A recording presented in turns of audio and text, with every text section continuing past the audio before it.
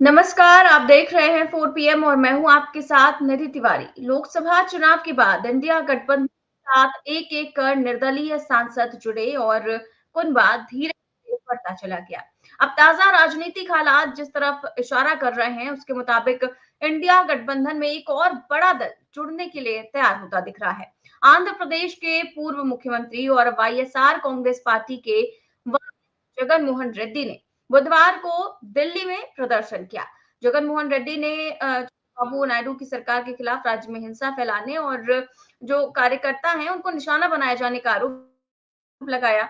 और इस प्रदर्शन में इंडिया गठबंधन के कई दिग्गज शामिल हुए। कई दिग्गजों का जगन मोहन रेड्डी को साथ मिला। अब बुधवार को रेड्डी के प्रदर्शन में समाजवादी प्रमुख अखिलेश यादव भी शामिल हुए, संजय राउत शामिल हुए, प्रियंका चतुर्वेदी हुई और भी तमाम दलों के नेता जो है वो शामिल हुए। और यहीं से चर्चा भी राजनीतिक गलियारों में शुरू हो गई कि वाईएसआर कांग्रेस भी इंडिया खेमे के साथ जुड़ सकती है। और अगर ये चर्चा हकीकत में बदल जाती है तो इंडिया गठबंधन का कुनबा संसद में और भी ज्यादा मजबूत हो जाएगा, क्योंकि वाईएसआर कांग्रेस के पास फिलहाल कुल 15 सांसद हैं। वाईएसआर कांग्रेस के लोकसभा में 4 सांसद हैं और इनके साथ आने में लोकसभा में भले ही इंडिया गठबंधन को वो मजबूती ना मिल पाए, लेकिन राज्यसभा में इस पार्टी के 11 सांसद हैं, जो कि बहुत बड़ा नंबर है। और 11 राज्यसभा सांसद अगर साथ में आए तो इंडिया गठबंधन संसद के उच्च सदन में काफी मजबूत स्थिति में आ जाएगा और एनडीए को कोई भी बिल पास कराने में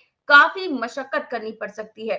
तो अगर ये पार्टी साथ में आ जाती है और राज्यसभा में, क्योंकि फिलहाल भारतीय जनता के जो नेतृत्व वाला एनडीए है, उनके पास आंकड़े से 13 सीटें कम है। तो अगर ये पार्टी साथ आ जाती है तो काफी ज्यादा फायदा इंडिया गठबंधन को होगा। तो इसको किस तरह से देखते हैं और क्या कुछ होगा आगे, इन्हीं सब चीजों पर हम चर्चा करेंगे। और इस चर्चा में हमारे साथ मौजूद हैं प्रोफेसर अखिल स्वामी सर। सर बहुत बहुत स्वागत है आपका। जय संविधान। जय संविधान सर, सबसे पहले मैं खबर दिखाना चाहूंगी। और देखिए, खबरें भी बनना शुरू हो गई हैं कि 15 सांसदों वाली पार्टी इंडिया गठबंधन में शामिल होने को तैयार, साथ आते ही राज्यसभा में पलट जाएगा ये। तो ये खबर है। और देखिए किस तरह से अखिलेश यादव और जगन मोहन रेड्डी की बातचीत भी हुई जब प्रदर्शन में अखिलेश यादव शामिल हुए। तो क्या लगता है सर आपको कि अगर ये पार्टी शामिल हो जाती है इंडिया गठबंधन में तो मजबूती तो मिलेगी ही, साथ ही साथ इंडिया गठबंधन को और भी ज्यादा बल मिलेगा? देखिए, शक्ति भी मिलेगी, बल भी मिलेगा। सबसे बड़ी बात जो हमें सीखने की आवश्यकता है वो ये है कि जगन रेड्डी को पहले ही उनके पिताजी कांग्रेस के एक बहुत मजबूत नेता थे। और अगर 2004-2009 में कांग्रेस की सरकार बनी थी तो उनके पिताजी ही उसका मुख्य कारक थे। आंध्र प्रदेश के अंदर कांग्रेस सबसे मजबूत गढ़ था। आज तक मुझे ये बात समझ में नहीं आई। ठीक है, कांग्रेस ने उस समय गलती की थी, जगन रेड्डी को मुख्यमंत्री बनाना चाहिए था, उनकी जगह उन्होंने एक क्रिकेटर को मुख्यमंत्री बना दिया। वहां तक तो बात सही है, लेकिन उनके पिताजी मुख्यमंत्री रहे थे। जगन रेड्डी ने किस प्रकार से, जब उनके पास सत्ता थी और उनके जमीनी स्तर पे कार्यकर्ता थे, उस समय सब कुछ जानने के बावजूद अगर उन्होंने मोदी जी का समर्थन किया था और भारतीय जनता पार्टी का समर्थन किया था, सारे बिल पास कराने में समर्थन किया था, तो उनके साथ तो ये धोखाधड़ी होनी थी। आप पूरे हिंदुस्तान में एक एक राज्य की गणना कर लीजिए। जिस राज्य के दल ने भारतीय जनता पार्टी का साथ दिया उसकी बर्बादी हो गई है। तेलुगु देशम पार्टी ने पिछली बार कांग्रेस से गठबंधन किया था। वाईएसआर ने पिछले 10 साल लगातार भारतीय जनता पार्टी का साथ दिया। अब उन्होंने देखा कि वाईएसआर कांग्रेस कमजोर हो गई, वो टीडीपी के साथ चले गए। अकाली दल के साथ क्या हुआ, बीजू जनता दल के साथ क्या हुआ, आज के तारीख में अजीत पवार के साथ क्या हो रहा है, इसका मतलब यह है एआईडीएमके के साथ क्या हुआ। माने कोई भी ऐसा सहयोगी दल है नहीं है जिसको भारतीय जनता पार्टी ने छोड़ा हो। तो ये बात जो अपोजिशन वाले जिस प्रकार से आज जगन रेड्डी के साथ खड़े हुए हैं, और उन्हें खड़े होना चाहिए और एक पूरे हिंदुस्तान को मैसेज देना चाहिए कि पूरा हिंदुस्तान जो है ये हमारा फेडरल स्ट्रक्चर है, हर राज्य का अधिकार है। जो राज्य राजस्व देते हैं उनका भी अधिकार है और जो पिछड़े हुए राज्य हैं उनका भी अधिकार है। लेकिन अगर केवल आप उन राज्यों का उल्लेख करते हैं और उनको पैसे देते हैं जिनके बलबूते पे आपकी सरकार टिकी हुई है, और आप उनका साथ नहीं देते हैं। जो राज्य पिछड़े हुए हैं जैसे उत्तर प्रदेश है, आप उन्हें पैसा नहीं देंगे, जबकि उत्तर प्रदेश को सबसे ज्यादा मदद की आवश्यकता है, हरियाणा को सबसे ज्यादा इंडस्ट्रियलाइजेशन की आवश्यकता है, और सबसे ज्यादा पोटेंशियल हरियाणा के अंदर है। और हरियाणा के अंदर आज के तारीख में सबसे ज्यादा बेरोजगारी है पूरे हिंदुस्तान के अंदर।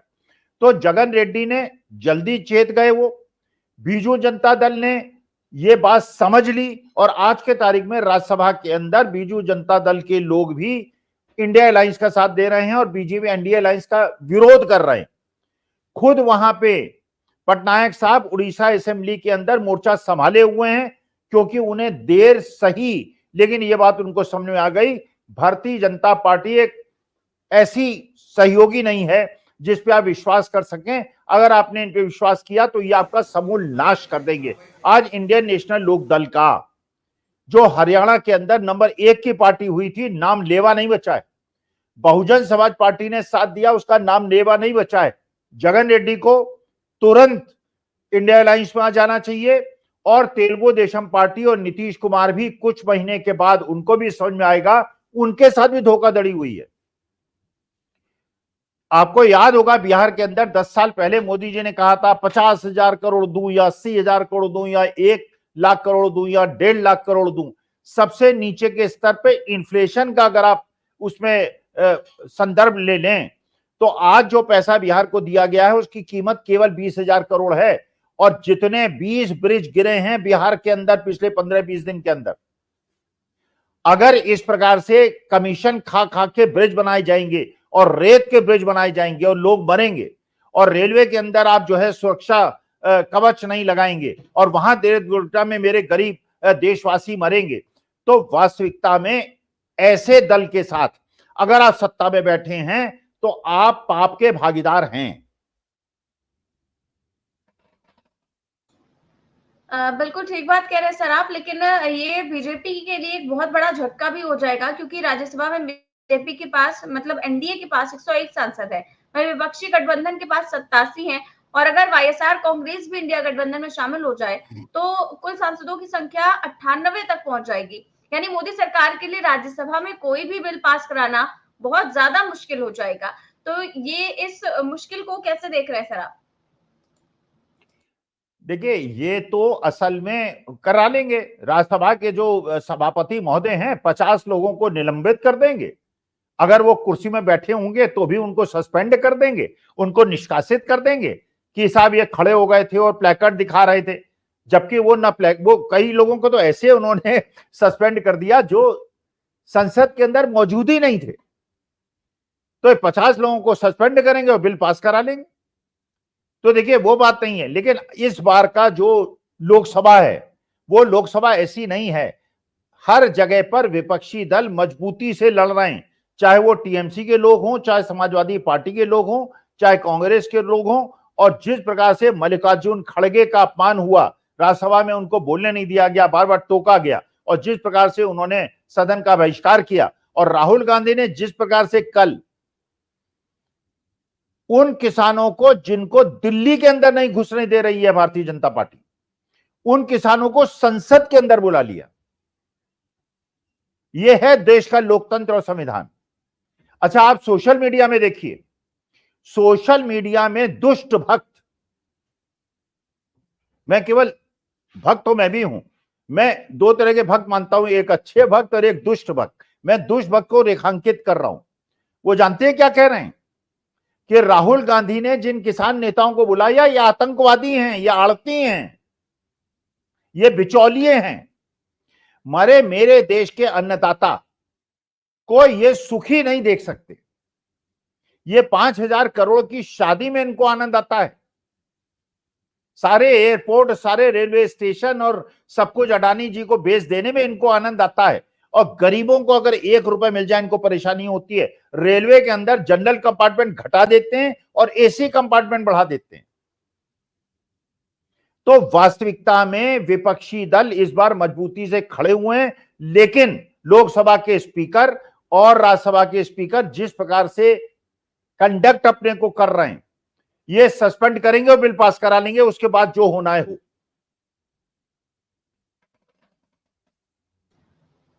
जी, बिल्कुल सही कह रहे हैं सर आप और बिल्कुल सारे ही सांसदों को सस्पेंड करके इस तरह के बिल तो पास करा ही लिए जाएँगे। लेकिन आप जैसे दक्षिण में जगन मोहन रेड्डी की स्थिति जो है वो काफ़ी मजबूत है और मुख्यमंत्री भी वो रह चुके हैं। तो यहाँ से अगर वो शामिल हो जाते हैं इंडिया गठबंधन में तो इससे दक्षिण में भी काफ़ी ज़्यादा मजबूती आपको लगता है कि इंडिया गठबंधन को मिल जाएगी? देखिए, दक्षिण में तो एक तरह से इंडिया अलायंस का प्रभुत्व तो हो गया है। केरला के अंदर भारतीय जनता पार्टी के लोगों में असंतोष है। केरला को भी इन्होंने पैसा नहीं दिया, इन्होंने कर्नाटका को भी पैसा नहीं दिया, इन्होंने अपने राज्यों को भी पैसा नहीं दिया एडिशनल, महाराष्ट्र को भी नहीं दिया।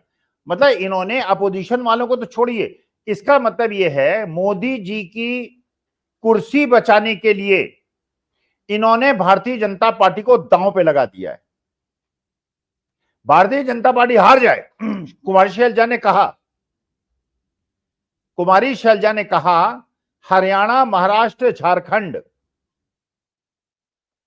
में एक तरह से बीजेपी ने आत्मसमर्पण कर दिया है। इन्होंने हार मान ली है कि विधानसभा चुनाव में तो हम जीत ही नहीं सकते, अब केवल स्थिति यह है कि मोदी जी की कुर्सी बच जाए। उत्तर प्रदेश में आप बैठी हुई हैं, उत्तर प्रदेश के अंदर आपकी तारीख में जिस प्रकार से मुख्यमंत्री और उप मुख्यमंत्री के बीच में लगातार पोलराइज्ड बैठकें हो रही हैं, लाइन लगी हुई है बीजेपी के नेताओं की समाजवादी पार्टी में जाने की, और अखिलेश यादव ने निर्णय ले लिया है भारतीय जनता पार्टी को प्रवेश नहीं देंगे। कांग्रेस ने निर्णय ले लिया है प्रवेश नहीं देंगे, क्योंकि जो धोखा के मनोज पांडे हुआ करते हैं रायबरेली के, मनोज पांडे को अखिलेश यादव ने जितना सम्मान दिया था, मुख्य सचेतक बनाया था, किसी भी बैठक में जाते थे मनोज पांडे को अपने बगल में बिठाते थे अखिलेश यादव, उस मनोज पांडे ने धोखा दिया अखिलेश यादव को। और रायबरेली के अंदर जिस प्रकार से राहुल गांधी जीते हैं, इस बार मनोज पांडे इलेक्शन जीत के दिखा दें भारतीय जनता पार्टी के टिकट पर।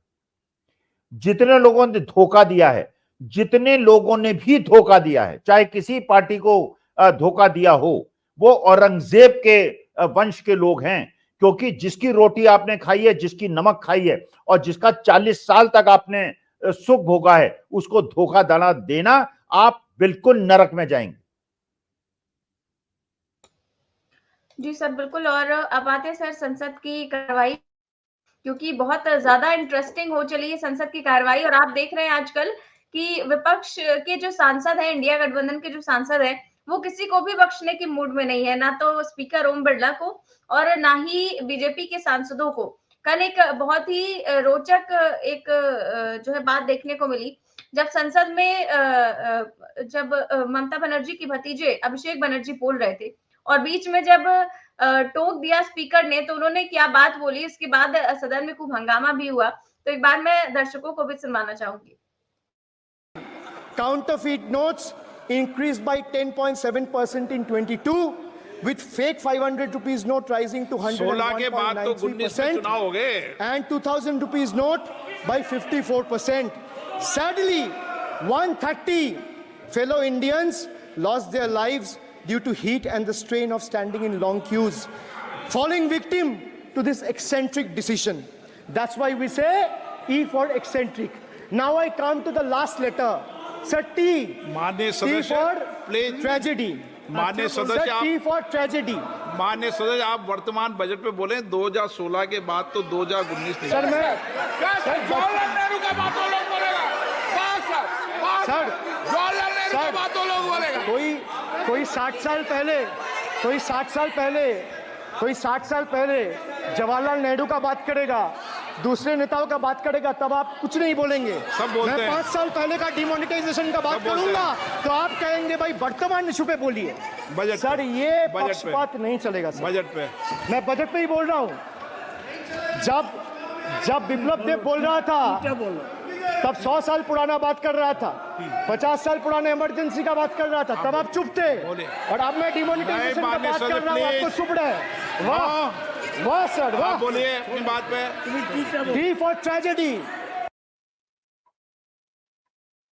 तो सर यहाँ पर एकदम साफ और स्पष्ट बात कह दी मुस्कुराते हुए अभिषेक बनर्जी ने। और विपक्ष के नेता अब ये आरोप लगा रहे हैं कि अगर नोटबंदी का जिक्र कर भी रहे हैं कोई भी विपक्ष का सांसद सत्ता पक्ष को घेरने के लिए, तो उसमें ओम बिरला को जवाब देने की क्या जरूरत थी? वो क्यों जवाब दे रहे? ये काम तो सत्ता पक्ष का होता है। क्योंकि ओम बिरला को आदेश ऊपर से मिलता है कि आपको ऐसा करना है, और उसमें वो सारी मर्यादाएं भूल जाते हैं। एक हैं अभिजीत गंगोपाध्याय, बंगाल में हाईकोर्ट के जज हुआ करते थे, और जिस प्रकार से उन्होंने टीएमसी को घेरा था, इसका माने वो दिल से संघी थे। और उसके बाद वो भारतीय जनता पार्टी में शामिल हुए और संसद में पहुंच गए। उन्होंने कल गौरव गोगोई को के स्टेटमेंट को स्टूपिड कहा। स्टूपिड। एक रिटायर्ड हाईकोर्ट जज ने, उनको पता है अनपार्लियामेंट्री है, मानहानि है, और जब उसके बाद गौरव गोगोई खड़े हुए तो स्पीकर कहते हैं कि वो तो मैंने एक्सपंज कर दिया, बात खत्म हो गई। स्पीकर महोदय खुद इमरजेंसी के 50 साल पूरे होने का प्रस्ताव लाते हैं, उसकी निंदा प्रस्ताव लाते हैं, 50 साल पुराना। और यहां पे अगर आप 2 दिन पीछे चले, देखिए स्पीकर का ये मर्यादा नहीं है। ओम बिरला साहब क्षमा कीजिएगा, आप जो हैं संसद के सभापति के पद पर बैठने योग्य नहीं है। ना आप योग्य हैं, ना धनखड़ साहब योग्य हैं, आप अयोग्य हैं। आप एक पक्षकार की तरह बात कर रहे हैं। आप अभिजीत गंगोपाध्याय जिस प्रकार से हाईकोर्ट के जज के रूप में बात किया करते थे, आप उस प्रकार से बात कर रहे हैं। आप समान रूप से लोगों को नहीं देख सकते। आप समाजवादियों के, गरीबों के समर्थकों को नहीं सहन कर सकते। आप केवल अंबानी अडानी के लोगों को और वहां बैठे हुए करोड़पति अरबपतियों के रिप्रेजेंटेटिव्स को बोलने देते हैं। जब बात की अभिषेक बनर्जी ने, उन्होंने कहा कि ये बताइए ममता बनर्जी का उल्लेख कैसे हो रहा है, जब उन्होंने कहा जो सदन में मौजूद नहीं है उसका उल्लेख मत कीजिए। अरे ममता बनर्जी तो सदन का सदस्य नहीं है, उनका उल्लेख क्यों होता है? इंदिरा गांधी का उल्लेख क्यों होता है? पंडित जवाहरलाल नेहरू का उल्लेख क्यों होता है? मतलब कोई मर्यादा नहीं है, कोई नियम कानून नहीं है, केवल गुंडागर्दी है। और गुंडागर्दी का उदाहरण देता हूं आपके श्रोता दर्शकों के लिए। अनिल देशमुख महागाड़ी के जो गृह मंत्री थे, जिन पे एक झूठा आरोप एक एक्यूज पुलिस कमिश्नर ने लगाया था, उसने कोर्ट में एफिडेविट दिया है। एफिडेविट, कोर्ट में एफिडेविट का मतलब गलत हुआ तो परजरी होगी। उन्होंने कहा है मुझ पर फडणवीस साहब का लगातार दबाव था कि महागाड़ी के लोगों पे आरोप लगाओ, और इसी प्रकार से इन्होंने गुलाम नबी आजाद को, अशोक चौहान को, खैर अशोक चौहान ने कोई कांग्रेस हाईकमान के खिलाफ नहीं बोला, लेकिन अमरिंदर सिंह हो गए, गुलाम नबी आजाद हो गए, इन लोगों की गर्दन पे बंदूक रखकर, और ये देखिएगा सत्ता बदलेगी, सब आके स्टेटमेंट देंगे और एफिडेविट देंगे। किस प्रकार से दबाव डाल के लोगों से स्टेटमेंट लिए जाते हैं। जी, बिल्कुल सही कह रहे हैं सर आप। और आपको मैं एक चीज़ और बता दूँ, बहुत ही महत्वपूर्ण खबर है और बहुत ही बड़ी खबर है कि यहाँ पर भारत को लेकर के यूएस ने एडवाइजरी जारी कर दी है अपने नागरिकों को कि भारत में सुरक्षा व्यवस्था को लेकर, और एडवाइजरी जारी करते हुए कहा है कि आतंकवाद के चलते जम्मू कश्मीर की यात्रा ना करें, और भारत पाक बॉर्डर के लिए भी एडवाइजरी जारी की है और कहा है बॉर्डर की 10 किलोमीटर तक यात्रा से बचें, और कहा गया है कि मध्य और पूर्वी भारत की यात्रा ना करें, और इसके अलावा मणिपुर की यात्रा भी ना करने की सलाह दी गई है। और अपने नागरिकों के लिए उन्होंने ये एडवाइजरी जो है वो जारी करते हुए कहा है कि, और यहाँ की जो घटनाएं हो रही है उसको लेकर भी कहा है कि यौन उत्पीड़न की घटनाएं इतनी ज्यादा भारत में बढ़ रही हैं, तो तमाम चीजों को लेकर सोचिए कि अपने नागरिकों को एडवाइजरी जारी की जा रही है, तो भारत की छवि किस हद तक गिरती जा रही है। अब ये मोदी जी से पूछना पड़ेगा कि डोनाल्ड ट्रंप का ये समर्थन करेंगे, इस बार ट्रंप सरकार बोलेंगे, या हैरिस का समर्थन करेंगे। देखिए, ये जो मैं शिव भक्त हूं, सनातनी हूं, जिस प्रकार का तांडव गुंडागर्दी ये कांवड़ियों ने यहां से हरिद्वार से लेकर आसपास मुजफ्फरनगर पूरे एरिया में मचा रखा है। कल एक हिंदू पेट्रोल पंप के मालिक के बाहर 150 कांवड़िए खड़े आम खा रहे थे और वहीं पे गुठली डाल रहे थे। हिंदू था वो, उसने जाके उनसे निवेदन किया कि यहां मत डालिए, इसको कहीं एक जगह इधर डाल दीजिए। सारे शीशे तोड़ दिए, उसकी दुकानें तोड़ दी। एक रेस्टोरेंट के अंदर, वो भी मालिक जो था हिंदू था, उसने जरा सा कुछ कह दिया तो उसकी पूरी दुकान तोड़ दी। और उन कांवड़ियों पे, ये कांवड़ी नहीं है, निधि 4 PM के किसी आदमी को इनके साथ भेजिए, पूरे रास्ते शराब की दुकानें खुली हुई हैं। जब ये बताइए कि नॉन वेजिटेरियन आपने बंद कर रखा है, चलिए मैं तो नॉन वेजिटेरियन नहीं खाता, क्या नॉन वेजिटेरियन खाने से आदमी का दिमाग उत्पाती होता है? नहीं होता। शराब पीने से होता है। आपको रास्ते भर शराब की दुकानें मिलेंगी, बियर और वो चिलम और सिगरेट और धुआं, कि हम भगवान शिव के भक्त हैं। काशी में पढ़ा हूं, कोई भगवान जो है, भगवान शिव जो है इस प्रकार गंजेड़ियों और इन लोगों को नहीं सहन करते, लेकिन वहां कोई कानून नहीं है, उन पे फूल बरसाएंगे आप। अरे जो अच्छे कांवड़िए हैं, जो शिव भक्त कांवड़िए हैं, जो सनातनी परंपराओं का निर्वहन कर रहे हैं, उनको आप दूध से नहलाइए। और ये गुंडे मवाली जो लोगों की दुकानें तोड़ रहे हैं, जरा सी कार से अगर कहीं कोना लग गया, पूरी कार को जला देते हैं। ये गुंडे हैं और मेरे धर्म को बदनाम कर रहे हैं।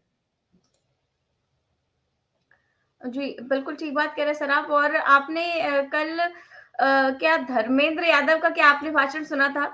संसद में उन्होंने जिस तरह का भाषण दिया है, वो बहुत ही ज़्यादा ज़बरदस्त था। और साफ तौर पर वो कह रहे हैं कि बेईमानी से जीते हो, ज़्यादा मत बोलो, मालूम है कितने बड़े तीरंदाज हो। तो इस मूड में जिस तरह से उन्होंने भाषण दिया है, संसद का जो माहौल है, वो अब काफ़ी ज़्यादा आपको लगता है कि बदल चुका है पिछली बार की अपेक्षा?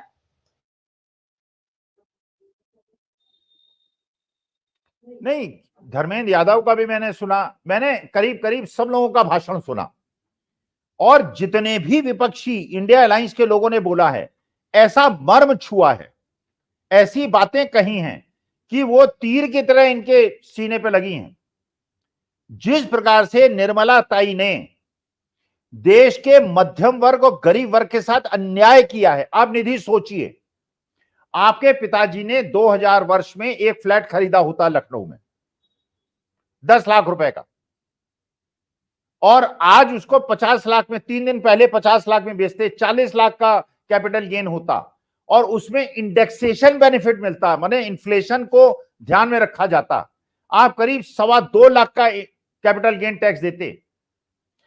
वो कैपिटल गेन टैक्स हटा के और ये नाटक करना कि हमने 20% से 12.5% कर दिया क्योंकि इंडेक्सेशन हटा दिया। 4 लाख से ऊपर का कैपिटल गेन लगेगा, 2-2.25 लाख रुपए आपकी जेब से निकलेगा। दिया कुछ नहीं, लूट लिया पूरी तरह से। कैपिटल गेन से पैसा ले लो, टोल टैक्स से पैसा ले लो, जीएसटी से पैसा ले लो। आज के तारीख में इनकम टैक्स से और जीएसटी से जो पैसा सरकार को मिल रहा है, वो कॉर्पोरेट टैक्स से ज्यादा है। अमीर कम टैक्स दे रहे हैं और जो नौकरी पेशे लोग हैं जो ज्यादा टैक्स दे रहे हैं। हम 33-34% टैक्स दे रहे हैं, वो 22-23% टैक्स दे रहे हैं अमीर लोग।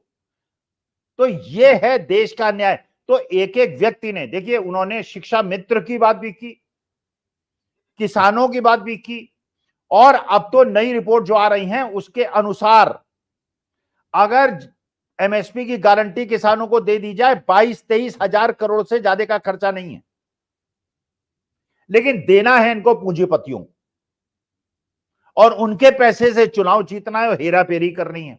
लेकिन ठीक है, समय बदलेगा, परमेश्वर देख रहा है। शंकराचार्य महोदय ने, आपने उनका भी साक्षात्कार देखा होगा, उनसे पूछा गया कि आप इन्हें क्यों टोकते हैं, कहने लगे कि बाकी संत कहते हैं कि आप टोकते बहुत हैं। उन्होंने कहा मैं इसलिए टोकता हूं, जिस दिन ये यमराज के पास जाएंगे, कैसे झेलेंगे यमराज को। मुझे इन पे दया आती है, इसलिए कहता हूं कि सुधर जाओ। उनके पैर छुए गए, लेकिन वो कहते हैं मैं तो भैया धर्म और शास्त्रों से बंधा हुआ हूं।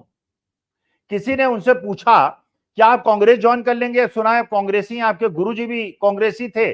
उन्होंने कहा देखो सीधी सी बात है, राजनीतिक दल ज्वाइन करने वाले आदमी को संविधान की शपथ लेनी पड़ती है, और संविधान के अंदर आपको सेकुलर होना आवश्यक है, और मैं सनातन धर्म का गुरु हूं, तो मैं तो सनातन धर्म की बात करूंगा। देखिए मेरे से भी कई लोग पूछते हैं आप कुरान पढ़ते हैं क्या, आप वो, देखिए मैं सीधी सी बात है ना, मुझसे इस्लाम के बारे में मत पूछिए, मुझे नहीं पता। मैं उनका सम्मान करता हूं, बहुत वो करता हूं, मैं चाहता हूं अजान पढ़ें और प्यार मोहब्बत से नमाज पढ़ें, मुझे कोई, मैं उनका पूरा सम्मान क्रिश्चियंस का, सिखों का, सबका करता हूं, लेकिन मुझे सनातन धर्म के अलावा किसी धर्म का कोई ज्ञान नहीं। तो बात करनी है मुझसे सनातन की कीजिए, वही शंकराचार्य महोदय ने कहा। बिल्कुल सही बात है सर। और मैं अब अपने दर्शकों का सवाल ले लेती हूँ, और आपसे पूछा जा रहा है कि सर क्या आपको लगता है नहीं है कि पीएम साहब का डंका विदेश में इतना जोर से बजा कि सारी दुनिया को इंडियन पॉलिटिक्स सिनेरियो और देश की हालत का पता लग गया है? नहीं नहीं, पता है ही। आज इंटरनेट के जमाने में किसको नहीं पता है कि इस देश के दूत दूसरे देशों के अंदर नहीं बैठे हैं? किसको नहीं पता है? किसको नहीं पता है कि यहां पे आप जो है लिंच करते हैं लोगों को धर्म के आधार पर, आप लोगों के चेहरे पे पेशाब करते हैं जाति के आधार पर, आप लोगों को जीभ से बांधकर पीटते हैं जाति के आधार पर। ये क्या विश्व को नहीं पता है? जब हमको क्या, हमको अमेरिका के बारे में पता है, हमको पूरे विश्व के बारे में पता है कहां पे क्या हो रहा है, तो उनको हमारे बारे में नहीं पता है? सबको सबके बारे में पता है। भाई आप कितना रोकोगे? यूट्यूबर्स हैं, ध्रुव राठी बैठे हुए हैं, ये सारे पूरे आप लोग जो हैं, ये सूचना क्या यहीं हिंदुस्तान में बैठे हुए लोग आपके 4 PM को देखते हैं? पूरे विश्व को लोग देखते हैं, उनको ये सूचना नहीं मिल रही है क्या कि अनिल देशमुख पे दबाव डाल के उन पे दबाव डाला गया, ये हेमंत सोरेन पे दबाव डाला गया, ये इंडिया लाइन से हट जाइए या हमारे साथ आ जाइए, अगर नहीं आ सकते कम से कम इंडिया लाइन से हट जाइए, नहीं हटे जेल चले गए। अरविंद केजरीवाल से कहा गया कि कांग्रेस से गठबंधन मत कीजिए, नहीं माने जेल चले गए। ये डेमोक्रेसी है? तो ये विश्व को कैसे नहीं पता चलेगा? अरे पंडित जवाहरलाल नेहरू, इंदिरा गांधी, राजीव गांधी जाते थे, लोग छाता लेके प्रेसिडेंट ऑफ अमेरिका उनको रिसीव करते थे। इस बार रिसीव करने के लिए 4 लोग खड़े हैं, उसमें एक विदेशी है और बाकी 3 हिंदुस्तानी हैं, और फिर 150 लोगों को इकट्ठा करके मोदी मोदी करा के कहते होगी मोदी जी का डंका बोल रहा है। ऋण लिए चले जा रहे हो, लोन लिए चले जा रहे हो, जीडीपी घट रही है, लोन लिए चले जा रहे हो, खाए जा रहे हो लोन, उसको पूंजीपतियों को बांटते चले जा रहे हो। भविष्य की चिंता नहीं है, देश की चिंता नहीं है, गरीबों को कुछ नहीं देना है, केवल अमीरों को देना है।